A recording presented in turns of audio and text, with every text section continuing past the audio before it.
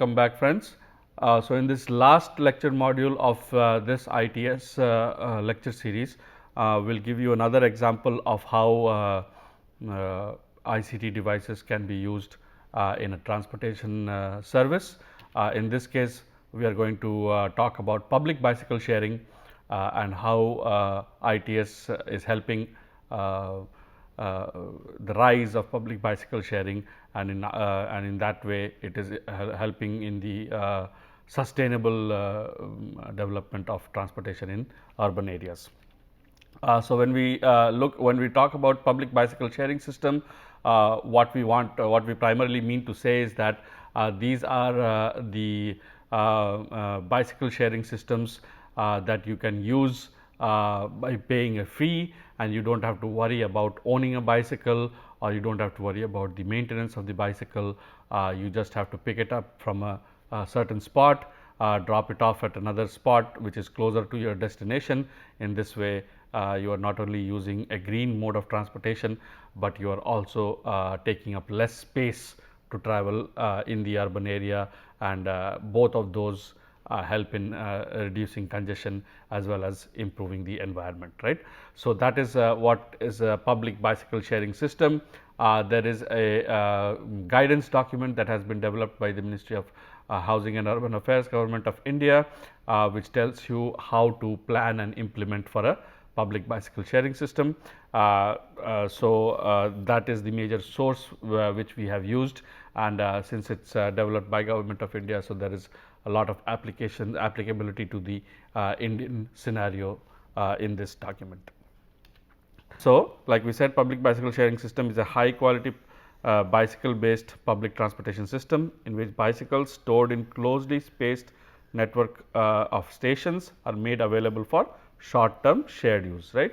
So, these are the bicycle that you use somebody else can also use, right. So, it is shared use for short term. This is usually you cannot rent it for more than a day or 2 days or 3 days. It is usually hours, a couple of hours or 30 minutes or something like that.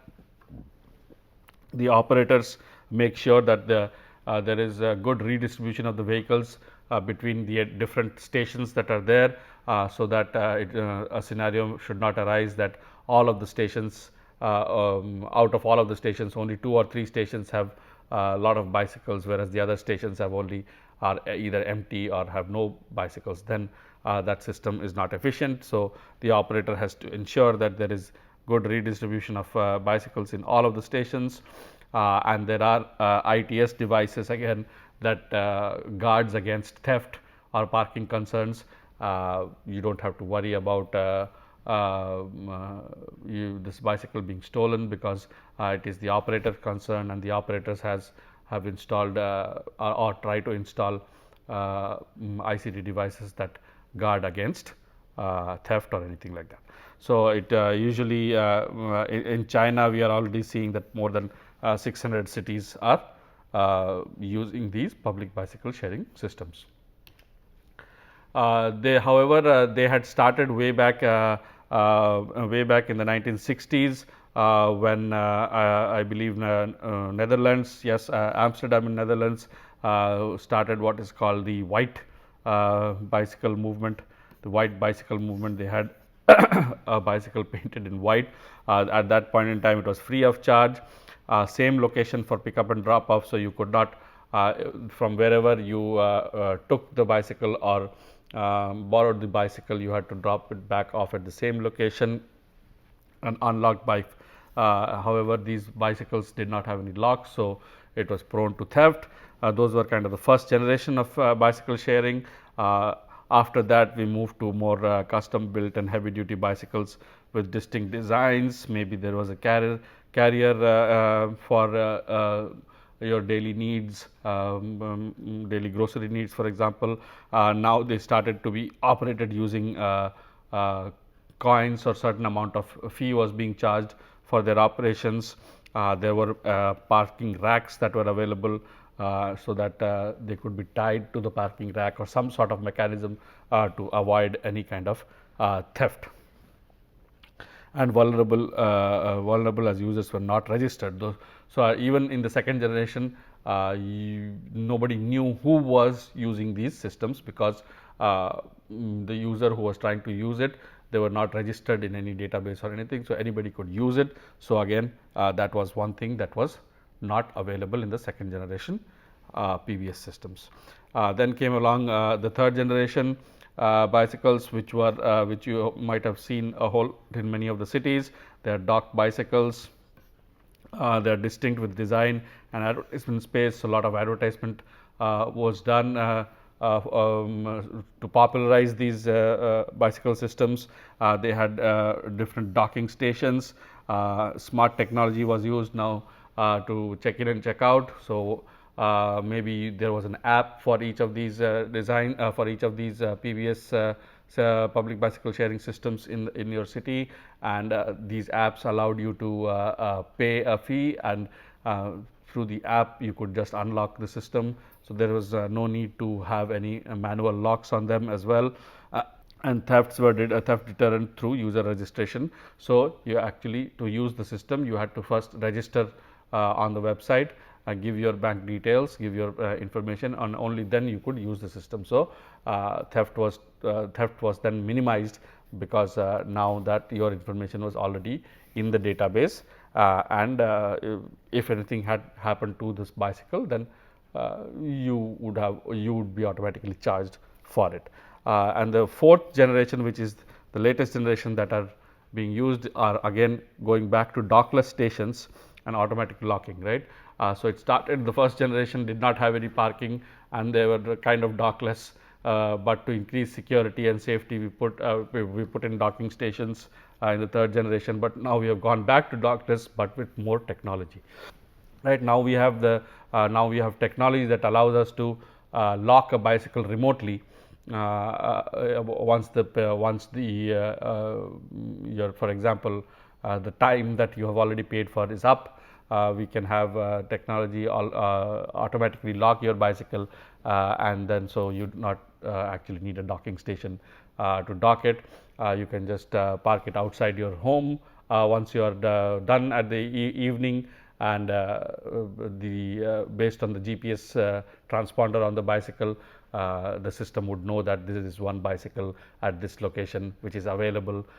So anybody going past that location can look it up on the app and say that, okay, I can pick it up from here. So the technology is improving day by day, and that is why we are trying to show you this as an example of how ICT is used in improving the efficiency of the system as a whole, because bicycle is a green transportation, and by encouraging green transportation we are improving the system efficiency. So may include electric bicycles as well. So now you have these electric scooters which can be used as public bicycle sharing systems. These smart cards are now linked to the actual public transport as well. So the same cards that you use for metro, for example, may be now used for your public bicycle sharing system as well. So that gives some seamless integration between different types of public transportation modes as well. So the first step in order to understand or plan and design for a PBS system is to know what is the demand for these PBS systems, right. So if you as in your city want to design or develop a public bicycle sharing system, you would want to know how many people are out there in your city who would actually want to use this, right. So for that you have to collect some data. You have to and data is usually collected by sampling certain number of people in your city's population. That sample to those people you can hand out questionnaire surveys asking them where do you want to use them, for how long do you want to use, if there is a system that is available, public bicycle system that is available, what are the different purposes for which you will use this, for example. So different questions could be asked through which you would be able to gauge or estimate how much demand there is for the system. You can either do household travel surveys as well, or intercept surveys on streets as well. The next step after data collection would be to estimate the trips based on different categories. So, based on different trip lengths for different purpose, how many trips will people make. So, for example, the total trips will be equal to the average trip rate times the population, right. So, for example, trips for a certain category. So, trips for a work trip, work related trips, for example. So, work related trips will be given by the total trips that you would make. So, in a day maybe you make 5 trips a day, right. So, 5 trips a day times the percentage of trips in that category. So, 5 trips a day times the percentage of trips in that category, meaning in the work trip category, how many percentage of trips are you as a society making. So, if you know the percentage of trips, percentage of work trips that are being made, and you also know how many total number of trips that are being made, if you multiply that, that is a very simple way of understanding how many trips per category you can make. So, it is essential to know these things, because you have remember there is a one of the issues in public bicycle sharing system is the redistribution of the bicycles, right. So, in the morning suddenly if everybody takes their uses PBS and goes to wants to access the metro station. So, all of the cycles will now be at a docking station around the metro station, and none of the bicycles will be there in the neighborhoods. So, anybody else who wants to use it in the morning may not find a bicycle there. So, that is why you want to know for which trip purpose you want to use it. So, the minute you know that there is a big demand for work trip purposes, so after the work time is done, you would then you would want those bicycles to be redistributed back into the all the other docking stations. So, that is why you want to know it. Then you want to know how many percentage of people are actually willing to shift to public bicycle sharing system for the amount of money that you are going to charge, right. It is all well to know that okay, there are a number of trips, a number of work trips that happen, and out of those total proportion of total trips, this many trips are work trips, this many trips are leisure trips. That is all well and good, but you also have to know for different amounts of money that you are going to charge, how many people are actually willing to pay for that, right. Making the system free means that that is the best way to have a free system, but it has to be self sustained. So, it should not depend on subsidy from the government, for example. So, you have to always charge some amount of money, otherwise it cannot be self sustainable. Otherwise people usually cross subsidize it and bring money from some other transport modes revenues and invest it in public bicycle sharing system. That is another way of doing it, but let us for simplicity's sake say that you are going to charge for your PBS system. And so, for different levels of charging, for example, if you have 10 rupees per minute or 10 rupees per half an hour, how many percentage of people would be willing to use your bicycle sharing system for versus if you just charge 1 rupee for half an hour. So, if 10 rupees versus 1 rupee for half an hour, what is the difference in the percentage of people that are willing to use your system. So, after you know the trips based on different types of categories, you have to know how many people are willing to shift from different modes for the different types of for the different amounts of money that you are going to charge, right. Maybe a modal shift, meaning they may be now taking auto rickshaw, but if you suddenly price this at a very competitive price to an auto rickshaw, maybe they will shift from an auto rickshaw and come to using your public bicycle sharing system. Plus the people who are normally not using any other mode or not using bicycle or auto rickshaw or anything, just purely they would want to use this system for the money that you are being charging. So, what is their demand as well, right.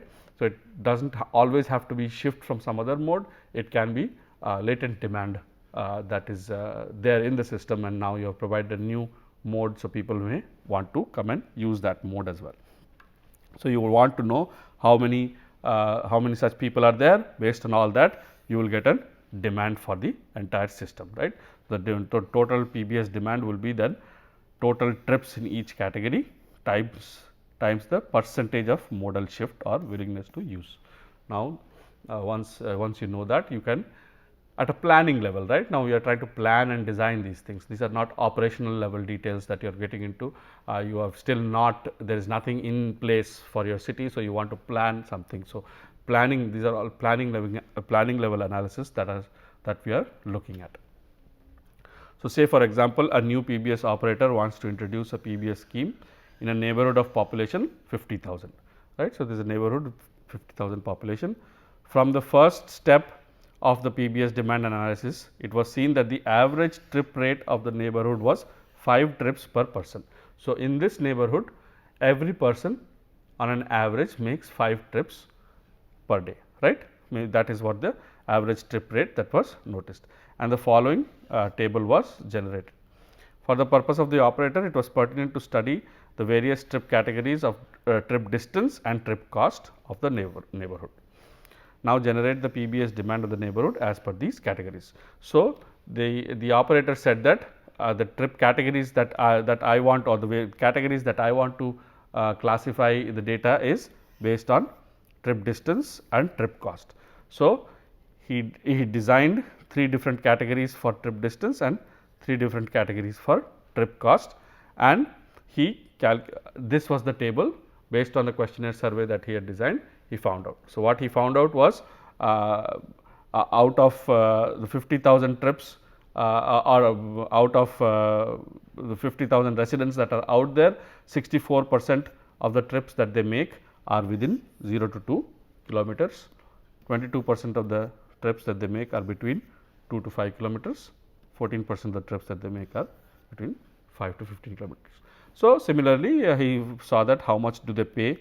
Trip cost is 0 to 50, 10% of the people, 10% of the trips are within 50 rupees, 75% are within 100 rupees, whereas between 100 to 200 there are only 15% of the trips. So, he has got all that data, and he has also got the willingness to shift to PBS data. Now, that he knows that 22 or 64% of the trips are between 0 to 2 kilometers, they say that 86% of such people say that they will shift to PBS if the distance is between 0 to 2 kilometers. So, once he gets all of this, how do you calculate it? So, now you know that the total trips are average trip rate times population. The average trip rate is 5 trips per person, the population is 50. So, 2,50,000 or 250,000 trips, total trips are coming out of that neighborhood, right. If 250,000 trips are coming out of that neighborhood, and if you know that 64% of those trips are between 0 to 2 kilometers.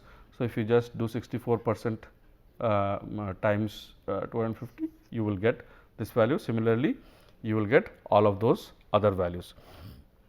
Once you know that, once you know the trips in each category, and you know how many of them are willing to shift, then all you do is you multiply the 160 with the 86%, and then you get the PBS demand for each of these categories, right. So, total PBS demand for each category. So, the total trips in each category. So, in this in the 0 to 2 kilometers category, the total trips are 160, and the percentage of modal shift is 86%. So, it is 160 times 86 to get this is as your PBS demand. So, now you know that if you put in a system, a PBS system in your city, the number of most likely the number of trips between 0 to 2 kilometers is going to be 137,000 or 1,37,000 trips. So, that is going to be the majority of the trips that is going to happen. So, you would say that that is what I need to focus on. I need to focus on the very short trips in my neighborhood. So, I need to, so then you can think about where to put in your docking stations, how to distribute your docking station locations, which are the ideal locations based on the distances that are very short. So, anything if you go more than 15 kilometers, there are only 1,400 people that are going to use it. So, you are maybe not targeting that population at all, you are targeting majorly the 0 to 2 kilometers and a little bit of 2 to 5 kilometers as well. And based on cost, you are also seeing that anywhere between 50 to 100 rupees, there is a demand of 54,000 people. So, even you can now 50 to 100 rupees for say for example up to 5 kilometers. So, up to 5 kilometers, for 5 kilometers if you charge 100 rupees, that means you get a rate for 1 kilometer, you can charge how much, and based on that you can then convert the 1 kilometer. In 1 kilometer, maybe a bicyclist can cover 1 kilometer in how many number of minutes, then you can charge based on number of minutes. So, you can do all your calculations for your planning level design of your PBS system, right. So, this gives you an idea of how public bicycle sharing system is planned and designed. Now, when you look at the guidance document, what it also tells you that some of the different guiding elements that are there in the public for a public bicycle sharing system, ITS, intelligent technology integration and redistribution system, are very, very important. So, we have already discussed about redistribution systems. Now, let us look at the focus of our topic, ITS. So, how does intelligent technology integration help your PBS systems, right? So, intelligent technology systems facilitate integration of users, stations and terminals. In this case, you have three entities that you have to integrate: the user who is trying to use the bicycle sharing system, the stations from where he or she will be taking out or taking your bicycle to and from, stations meaning usually the origins and destinations, and the terminals are actually the dockless. Now, if there are dockless, then that is one less thing that you have to worry about, but if you have particular docking stations, then you have to also communicate. The docking terminals have to communicate between the stations, the users, as well as the terminals as well. So, it allows for real time data sharing. So, with GPS technology, with GPS transponders, now you can real time track where the bicycles are. Users are already registered, so you can automatically charge them if they go beyond how much they had registered up for. So, for example, when I started to use, or when I took the bicycle out, I said that I want it for 30 minutes, but while I started using it, one thing came after the other. So, I kept it for 1 hour, but now that I am already registered a user and the system knows about my bank information. So, when I put it back after 1 hour, it can automatically charge me for the extra hour as well, right.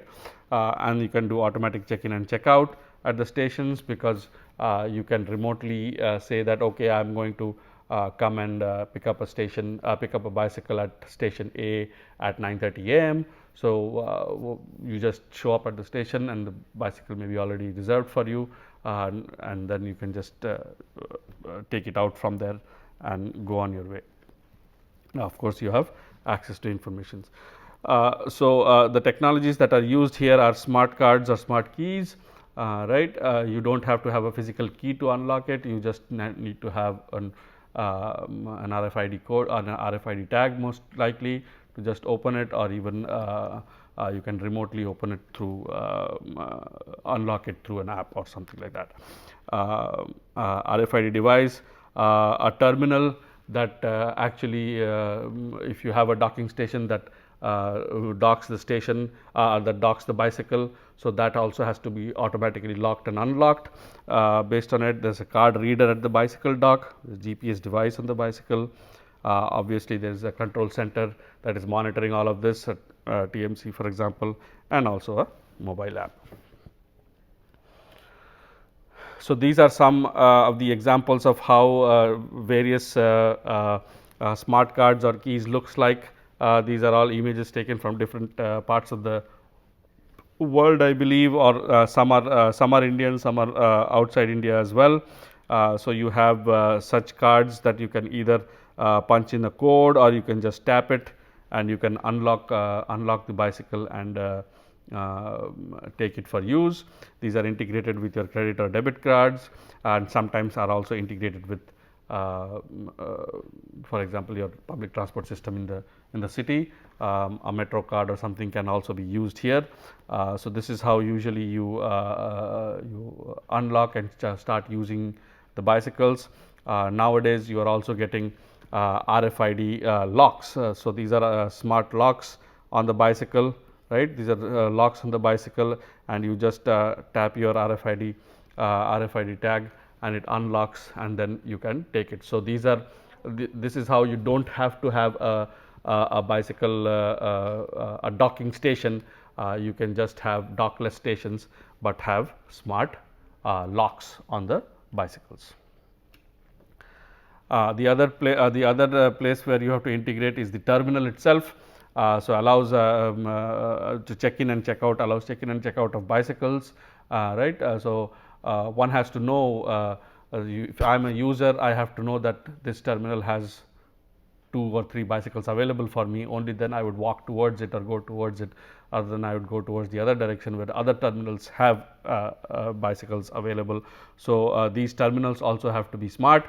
They have to have some display information, such as map, station map, or user charges, or and also for advertisement. So, you must have encountered many of these around, for example, metro stations, or around certain transportation hubs.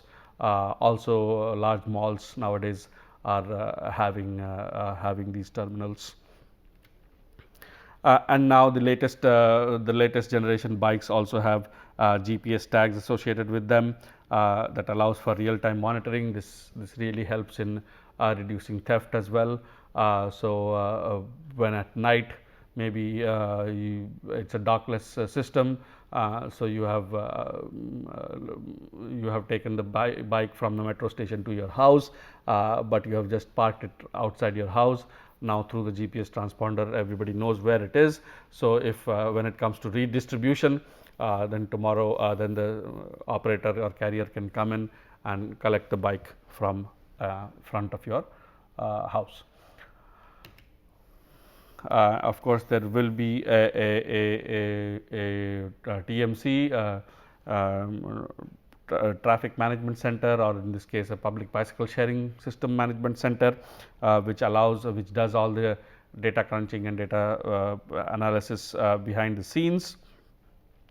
This especially is needed because it helps in redistribution of the bicycles. It can see using the GPS tags where most of the bicycles currently are, and maybe based on the time of the day, it has to take a certain call that these bicycles have to be put at another location. So, then they can easily instruct the operators to move it to a different location. In the era of mobile apps that can be easily used to renew membership, find information regarding number of bicycles available in real time at any station. So, this remotely you can start planning for your PBS trip as well. Redistribution, as you see, this is a major operating cost that goes into any kind of PBS network, any kind of PBS system, because this requires manual shifting of your bicycles from different terminals, or maybe one terminal to different terminals, because otherwise there will be a scarcity of bicycles at some terminals, and this may lead to an inefficient system. So, that also brings us to the end of this 5 lecture series, or this week of lectures on ITS. Hopefully, you have enjoyed listening to the ITS. Many of you might be looking at an ICT type of interface with transportation for the first time. So, hopefully, you are enthused by this new area in transportation, and you will take it up with much more rigor later on. So, hope you enjoyed this week's lecture series. Just in conclusion, in this lecture, what we looked at is the public bicycle sharing system, and how how ICT can help it grow in your city. You can now use ICT to plan for your PBS trips, along with your other public transportation trips as well, because there can be an integrated smart card that will allow you to use both the PBS as well as the public transportation systems. Thank you very much for your attention.